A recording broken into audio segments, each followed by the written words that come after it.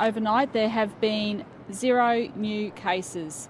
That's wonderful news, but as we said yesterday, this week is very crucial. And of course, we want people to come forward and get tested if they have any symptoms.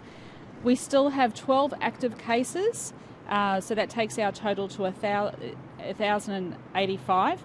And in the last 24 hours, 7,482 people have come forward to be tested.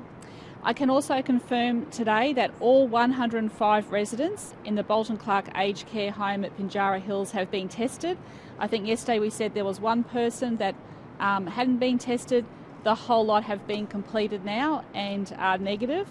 And I do want to thank Dr. Young for meeting with the families of concerned residents yesterday, and my information is that meeting went extremely well. And of course, these precautions are being put in place to protect our most vulnerable. So we'll continue to monitor that situation over the week.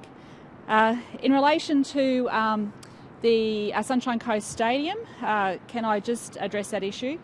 We've been contacted by the NRL this morning, and the Storm themselves are saying that they want to reduce the number of people to that stadium by 1,000.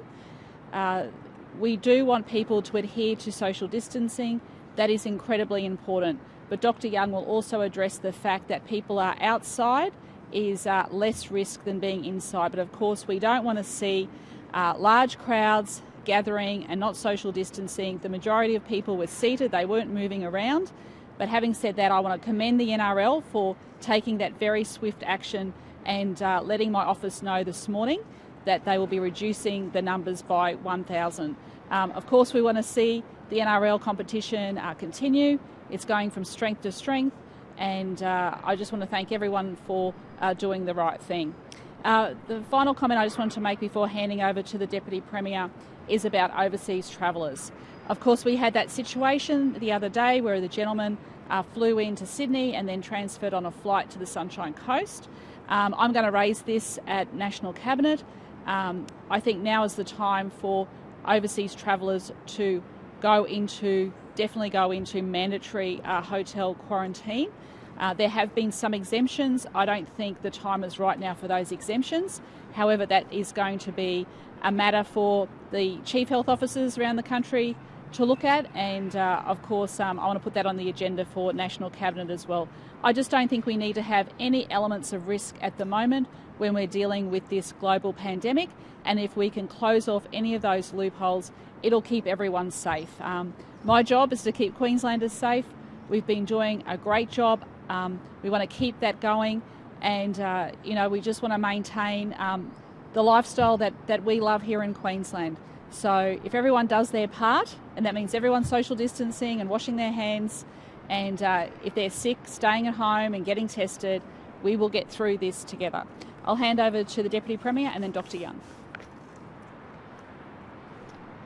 Thanks so much, Premier. This is exactly what I had hoped for over the weekend. A large number of Queenslanders getting tested and no community transmission, leaving us with just 12 active cases of COVID-19 in Queensland. One of our active cases is now considered recovered. They're in the Metro North region. 7 remain in hospital.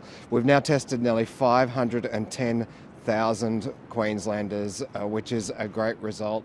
We are seeing a slight increase in the turnaround time for tests as a result of that large number of tests coming through, and we'll be working today to address that. Our contact tracing has progressed well over the weekend. There are now just 10 remaining contacts outstanding, and our teams will continue to work to contact those people throughout the day. And finally, I'd just add to what the Premier had to say.